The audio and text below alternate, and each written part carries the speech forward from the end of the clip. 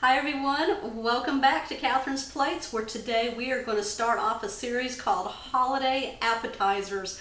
Now I've already got side dishes going for you guys and I already have desserts going for you guys. Just go check them out down below in my description box. Today we are going to start off with Jimmy Dean's original sausage cheese balls. Okay, if you're ready for this one, let's go ahead and get started. So the first ingredient we're going to need is Jimmy Dean sausage. Now this is uncooked and it comes in a tube like this. Now I'm going to be using half of this because actually I'm going to be halving this whole recipe because it makes a lot of sausage balls, you guys, so keep that in mind. So Jimmy Dean sausage comes in so many flavors, so I'm using the regular one today. Now if you want these hot, you can get the hot sausage. You can actually make them sweet by getting the maple flavor. Now my husband likes them sweet too. He likes them with maple syrup. So I like them with anyway. Yes, he does, but maple syrup is his favorite, believe it or not. But we're going to be using the regular today. Okay, to this we're going to add 3/4 cup of Bisquick. Now this is a baking mix, so it's got a lot of good stuff in it. So you don't have to put all that good stuff together. There we go. Let's talk cheese. All right. Now, we love this cheese, and I usually pick this up from Costco. And it's a Mexican-style cheese, and it's got a blend of Monterey Jack cheese, medium cheddar, some queso, and Asiago cheese there. So I'm going to put 2 cups of this in here. Just think of all the different flavors you can put into your cheese balls to really give them some flavor. Okay, there's 1. There we go. You can always add a little extra. That won't hurt anything.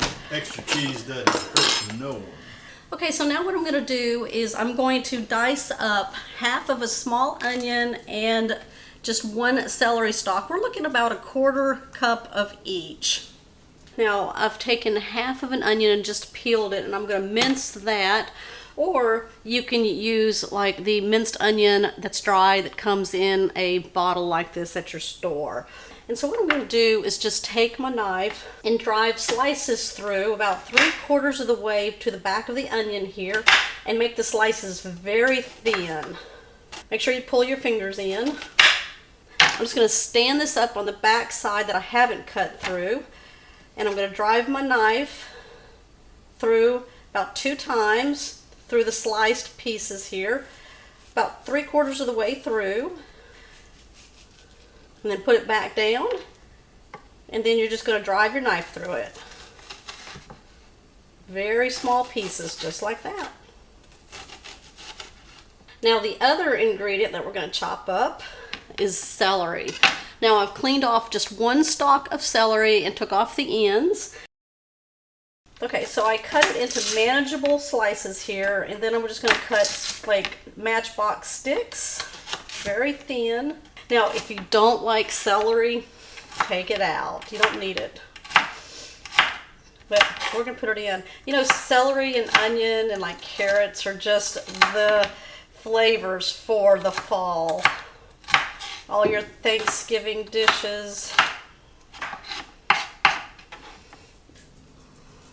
Here we go. Okay, I'm going to add some garlic powder. Now if you want to add minced garlic, you can add minced garlic, just about 1 teaspoon or so, but I'm just going to do the garlic powder here. About 1/4 teaspoon. There we go. And then I'm going to add 1/4 teaspoon of some black pepper. Okay, now as you can see, I'm not adding any salt to this because the cheese has plenty of salt in it, and also our Bisquick baking mix here has salt in it also. Okay, so I'm just putting gloves on for me. It'll be easy cleanup once I get all this mixed up and start forming our sausage balls. Okay. Now just go in and blend this all together. Now what you don't want to do is over mix, okay? So just get it until it's all well combined. Okay, so at this point I do have my oven preheating at 375 degrees, and I have a baking sheet right beside me here, and I've just lined it with some parchment paper. It really makes, for easy cleanup. If you don't have parchment paper, you can just kind of lightly spray it. What's good about making these is that you can make these ahead of time and freeze these before you cook them. So you can make a whole batch of these, stick them in your freezer, and then pull them out when you are ready to make them, and then just thaw them out, and then you'll just cook them at the regular cook time and temperature that you would the regular ones. Okay, look at that. It's all mixed up. Just got to give it a little bit of time. So let's go in with our 1-inch cookie scoop. That way these will form our sausage balls all to be the same size, and we want them as small as possible. Okay, about that size there. It's about the size of a walnut. So if you don't have one of these, you could just get a tablespoon and form them from that, and then just roll them. Okay, you don't want them too big, because remember, these are appetizers and you want them to be about bite size. Now I'm just going to place these on my cookie sheet here. Okay guys, here's your chance. Have you ever had these before? Have you ever made these before? How do you make them different? Yeah, there's so many different variations out there, huh? I've grown up with the original version. My mom has made these all the time, so I love celery and onions in ours, and my family loves them too because that's what they know.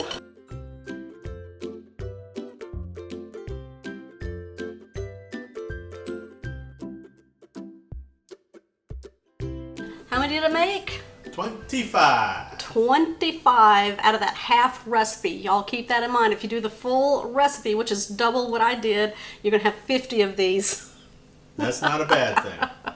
So keep that in mind. So if you want even a smaller batch, you're going to have this batch here. Okay, I'm ready to put these in my oven that's been preheating at 375 degrees for 15 to 20 minutes. You want these to be nice and golden brown and cooked all the way through. I'll be back with our maple syrup so my husband can give these a try. Yay! Okay, check these out. Now when you pull them out of the oven, kind of let them sit on the pan for just a few minutes to kind of pull themselves all together so they don't fall apart when you start taking them off. Now, look at the back side of those, nice and golden brown and nice and golden all the way through.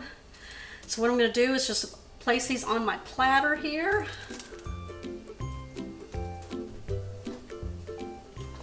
Ooh, does it smell like the holidays in here? I'm going to cut into this. I want you to see the inside.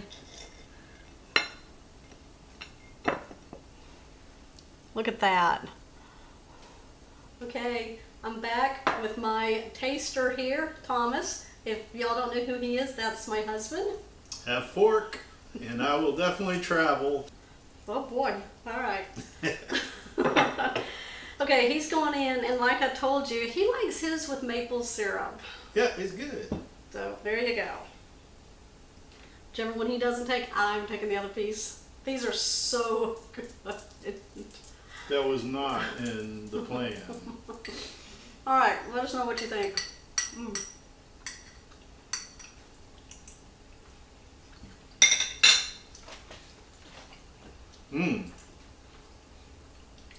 Those are good.